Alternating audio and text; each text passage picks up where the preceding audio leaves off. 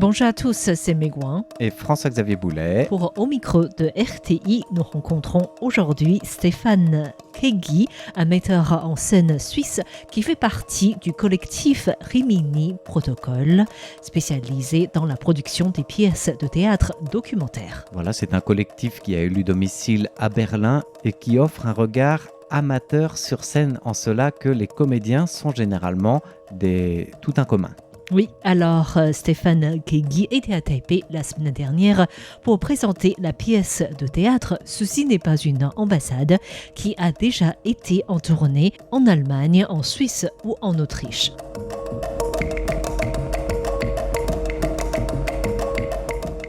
Et tout de suite, Stéphane Kegui nous explique un peu d'où vient l'origine de ce projet original, quelle en est la genèse. Bon, je suis venu en Taïwan la première fois, je crois que c'est il y a une dizaine d'années.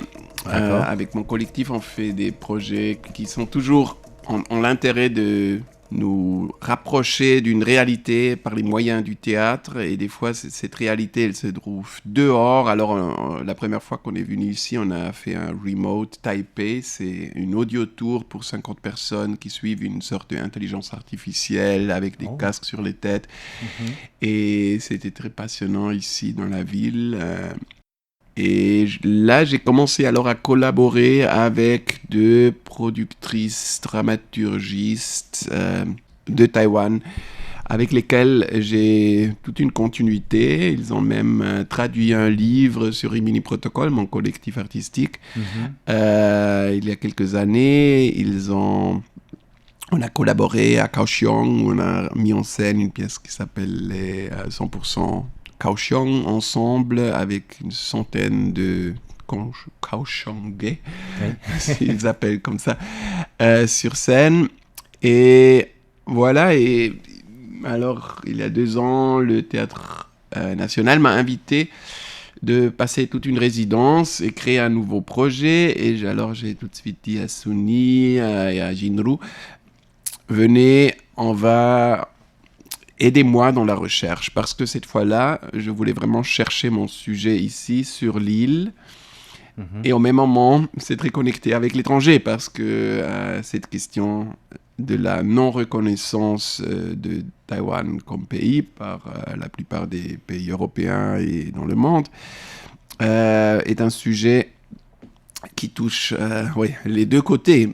Nous, dans ces pays qui reconnaissent donc pas l'île comme un pays, et le pays même qui se définit toujours dans sa proximité et distance avec la mainland China, ce qui est la raison principale pour cette situation précaire diplomatique. On a commencé à rencontrer ensemble il y a un peu plus qu'une année, des diplomates, des journalistes, des géopolitiques, des artistes, des soldats même et des agents secrets du service secret. Alors il y avait beaucoup d'histoires vraiment intéressantes, et à la fin j'ai trouvé 3 protagonistes qui sont dans cette pièce sur scène et qui sont partis en Suisse, à Lausanne, où on a répété pendant 2 mois à peu près, fin de l'année dernière, cette pièce. On a beaucoup disputé parce qu'ils sont des gens qui ne sont pas du tout de la même génération, de les mêmes côtés politiques, du même avis. Et ces 3 protagonistes, justement, comment vous avez arrêté votre choix, entre guillemets, sur ces 3-là, parmi toutes les dizaines et dizaines de personnes rencontrées dans cette année de recherche? Donc, on précise, il y a un ancien ambassadeur taïwanais, David Wu Jianguo.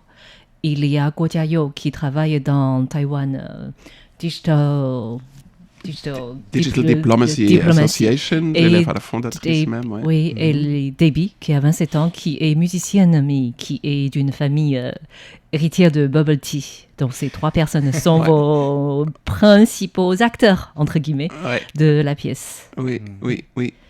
Oui, je voulais avoir des diplomates, mais évidemment, ceux qui travaillent dans la diplomatie sont quelque part ailleurs et travaillent. Alors, ils n'auraient pas eu le temps pour vraiment voyager avec nous. Mais Jianguo, il était d'accord de Parce que un diplomate qui peut plus avoir son ambassade alors il est très content de revoyager même et il chante aussi très bien alors ça marche très bien sur le plateau. Today we are opening an embassy here in Lausanne. Now I can be proud of singing our national anthem and also raise our national flag. Just like on our National Day.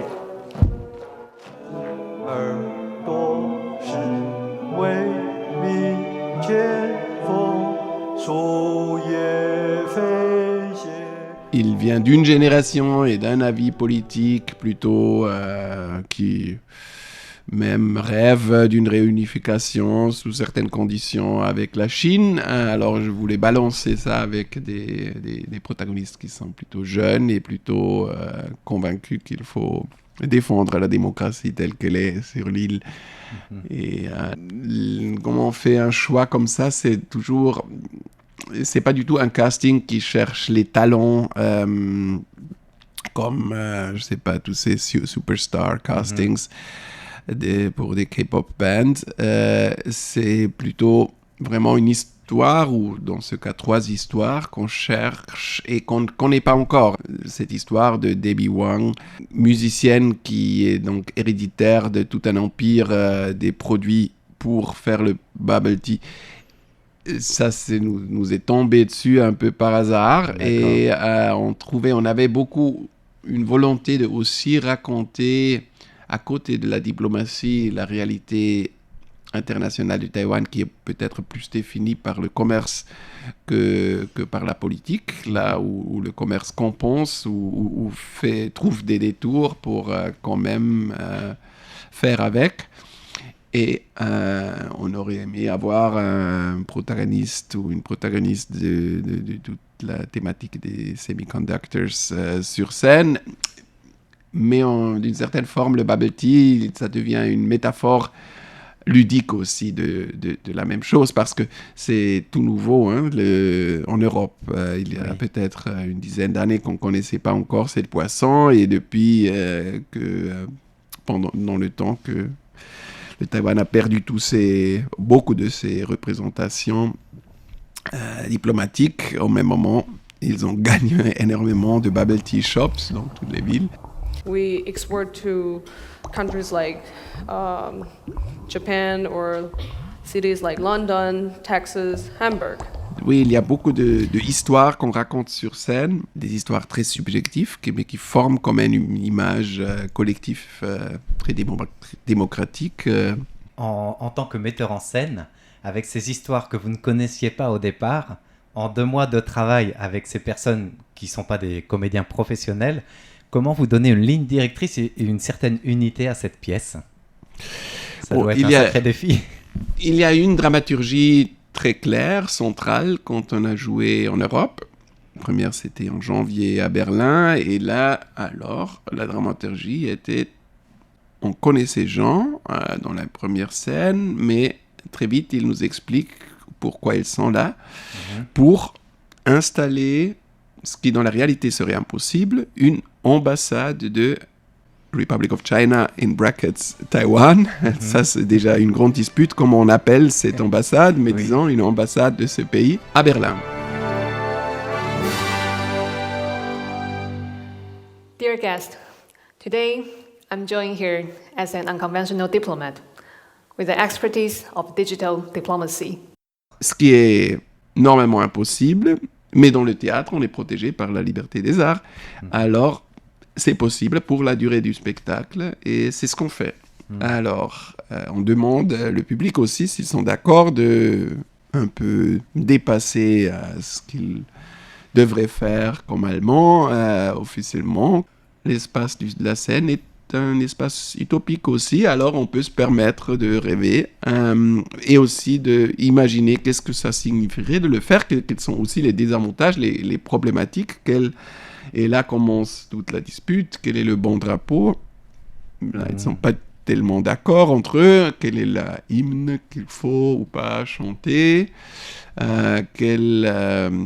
comment on raconte le passé de cette île il y a énormément de conflits alors entre eux. Et tout ensemble, les conflits aussi racontent la démocratie, ce qui est la raison d'être aussi de ce pays. Et du coup, il y a eu 15 représentations au total avant que vous arriviez à Taipei, en fait, je crois, en Europe.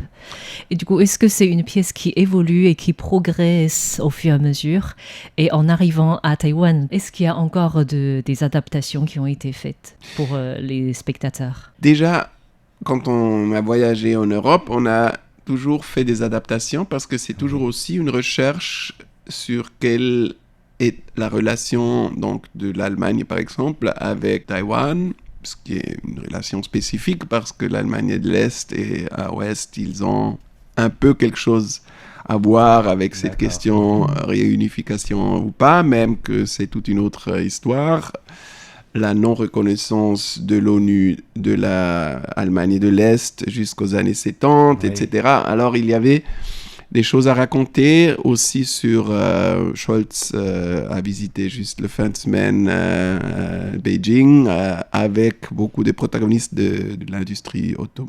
Parce que, évidemment, Volkswagen, par exemple, produit 50% de ses plus-values en Chine. Et voilà une des raisons pourquoi on ne peut pas reconnaître Taïwan. On n'ose pas. Il y a aussi les Confucius Institute dans les universités à Berlin, par exemple, qui sont hautement problématiques. Quand on a montré la pièce en Autriche, il y avait d'autres histoires alors à raconter. Et quand on était en Suisse, encore une fois, autre histoire, parce que la Suisse, par exemple, c'est intéressant pour Taïwan, n'a même pas voulu joindre l'ONU jusqu'à l'année 2002. Pour des raisons qu'on raconte aussi sur scène, la neutralité, etc. Et là, on est venu retourner au Taïwan, et là, ça devient encore beaucoup plus complexe parce que installer une ambassade de Taïwan au Taïwan ne fait pas vraiment du sens. Alors, il fallait réinventer toute une série de scènes. Et notamment, on a changé la langue. On a décidé relativement tard parce qu'on croyait pouvoir s'en échapper, mais on s'est quand même rendu compte que ça serait un peu bizarre qu'ils jouent toute une grande partie en anglais comme on fait à l'étranger. Et c'est un sacré challenge, du coup, pour ces trois acteurs principaux de s'adapter à chaque représentation et d'imaginer installer une ambassade. Alors certes, ils ont une expérience diplomatique ou étrangère, mais imaginer une ambassade, ne serait-ce qu'éphémère et virtuelle, mais le faire de manière concrète sur un plateau dans un pays qu'ils ne connaissent pas forcément. Comment vous arrivez à intégrer en fait ces éléments de chaque pays? Vous donniez l'exemple de Volkswagen à Berlin, par exemple, etc., avec ces trois acteurs. Bon, on a beaucoup négocié, hein. On a beaucoup discuté autour de quel est le bon texte, quelles sont les bonnes scènes, quelles sont les images qu'on voit. On a beaucoup filmé aussi. Alors, il y a des grandes projections.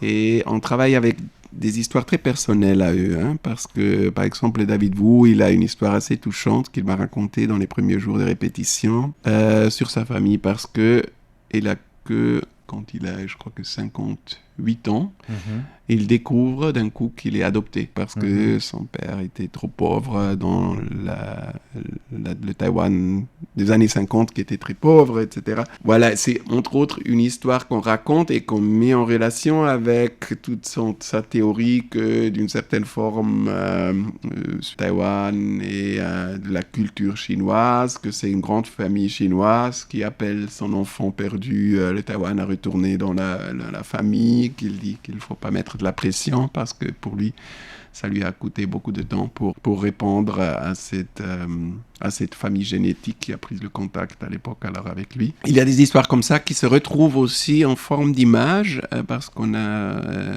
développé un système des petites, comment on pourrait dire, qui ressemble un peu à des marionnettes mais en film avec des caméras, avec ces images, des situations que dans la réalité ne peuvent pas exister. Par exemple, on se met physiquement dans l'ONU à l'aide de ces images. On se projette sur des grandes, ce qui pourrait être des drapeaux, mais qui deviennent des textiles alors très multiplement utilisables. Des drapeaux subjectifs, on pourrait dire. Sur un plan un peu plus politique, est-ce que vous avez, parce qu'on sait que Taïwan subit beaucoup de pression à l'international, en Europe aussi, pour petite chose en fait. Et du coup, pour un monde de théâtre, pour représenter une pièce qui parle de l'ambassade de la République de Chine, Taïwan, est-ce que vous avez subi aussi de pression? Oui, il y avait des nervosités, pas seulement des Pékin, il y avait aussi dans le cast, il y avait beaucoup de nervosité. Qu'est-ce qu'on peut raconter, qu'est-ce qu'on tolère que l'autre raconte à côté de moi? Bon, qu'est-ce qu'il dit pour défendre ou attaquer le grand héros ou dictateur Chiang Kai-shek, ça devient une histoire. Mais oui, c'est vrai qu'il y avait du côté de l'ambassade chinoise à Berne des appels qui ont essayé de faire de la pression sur le ministérium de l'étranger suisse et aussi du canton pour dire il faut que vous interdisiez cette pièce avant qu'elle était sortie. Ça, c'était une demi-année avant quand ils ont vu l'annonce. Mais les Suisses ont répondu qu'en réalité, c'était pas à leur charge de intervenir parce que c'est pas comme en Chine où on dicte aux artistes qu'est-ce qu'ils peuvent et peuvent pas. Mais je crois que depuis qu'on a joué, les choses se sont plutôt calmées parce que si on regarde la pièce, on voit quand même que c'est pas du tout une propaganda pièce facile, simpliciste. C'est une histoire qui essaie quand même de faire un portrait de très différentes opinions qui coexistent ici au Taïwan aussi. Oui, c'est sûr que c'est pas une pièce qui pourrait diplomatiquement être reconnue ou même invitée à Beijing comme pièce, j'aimerais bien. Mais ça va probablement pas se faire, mais on a quand même pu jouer sans que c'était interdite. Et depuis les premières représentations de cette pièce, d'ailleurs, on a l'impression que c'est du théâtre, donc c'est de l'art, de la culture, mais ça participe ou ça contribue peut-être malgré vous, entre guillemets, c'est sans doute pas ce que vous voulez au point de départ, mais ça a l'air de contribuer à une sorte de soft power diplomatique. C'est repris par le gouvernement. Enfin, Taïwan est aux louanges de votre pièce, comme si ça peut être un outil aussi d'aide à la visibilité de Taïwan. Comment, en tant que metteur en scène et en regard d'artiste, vous voyez ce ricochet? Ça m'intéresse toujours de voir le théâtre comme un espace avec différentes couches de réalité, parce que c'est un endroit de représentation. La diplomatie, c'est un endroit de représentation. Qu'est-ce qui ça signifie d'avoir une certaine minorité présente sur scène ou pas? Qu'est-ce que ça signifie d'être d'être le miroir du monde? Ça, ce sont tous des questions qui se posent autant pour une ambassade comme pour le théâtre. Alors, ces différentes couches sont productives pour le processus artistique. Et aussi, les frictions qu'on a subies à la fin, c'est productif parce que ça, c'est peut-être l'avantage de travailler d'une forme documentaire que là, on est en contact avec la réalité. Si j'écris ma pièce fiction poétique toute seule, évidemment, j'ai le droit de faire tout ce que je veux, mais peut-être ça signifie aussi pas directement quelque chose qui entre en contact avec ce qui pourrait être la réalité dehors. Comment faire la part des choses en fait? Comment ne pas devenir porte-parole de la diplomatie taïwanaise en fait à travers cette pièce et ces représentations qui sont dans différents pays? J'ai du mal à imaginer comment ça peut ne pas être utilisé entre guillemets. Ce qui est bien, c'est qu'au Taïwan, on a une démocratie très avancée, donc l'art ici aussi est très libre. C'est pas que juste parce que le MOFA a ses bureaux à quelques centaines de mètres du Théâtre National qu'il dicte ce que nous on dit sur scène. Nous, on voulait beaucoup on les a beaucoup rencontrés parce qu'on a cherché des expertises. Il fallait d'abord, pour écrire cette pièce, il fallait rencontrer des experts qui savent, qui ont l'expérience, qui ont les anecdotes à raconter. eux, au début, ils étaient un peu qu'est-ce que le théâtre va sûrement vouloir nous critiquer, et ils ont une sorte de mauvaise conscience parce qu'ils n'ont pas peut-être pu défendre tous les ambassades comme ils auraient voulu des dernières années. Et mais au fur et à mesure, on leur a pu expliquer qu'on venait plutôt pour comprendre que pour juger. Et alors, on a eu des conversations très, très productives. Et je crois qu'on s'échappe parce que nous, on fait, c'est ce que Chayo Kuo, une de mes 3 protagonistes, dit elle appellerait ça la people-to-people diplomacy. Et ça, c'est pas le grand acte protocolaire. On joue aussi avec ces signes-là, théâtralement, mais est-ce qu'à la fin, ce qui reste, c'est que le public, notamment quand on est à Paris, à Berlin ou ailleurs, on produit un souvenir et un lien humain entre ces gens qui sont dans le public et les protagonistes. Whatever happened to our island in the future, we hope you will remember us, just like we will remember you. The way you stay connected with our country is just as if you were all the honorary consuls of Taiwan. This is how even tomorrow, this embassy will still be an embassy in you. Ceci n'est pas une ambassade de Stefan Kegy sera bientôt en tournée européenne, en Espagne, en République tchèque, mais aussi en France. Voilà, pour la France, ce sera après les JO lors des festivals d'automne, avec encore plusieurs dates et plusieurs lieux à confirmer, en plus de Bobigny et du lieu unique de Nantes. Une occasion pour nos publics européens de découvrir cette ambassade éphémère. Voilà, merci à toutes et à tous d'avoir suivi l'émission Au micro de RTI présentée par Meg Wang et François-Xavier Boulet en compagnie de Stéphane Kegy.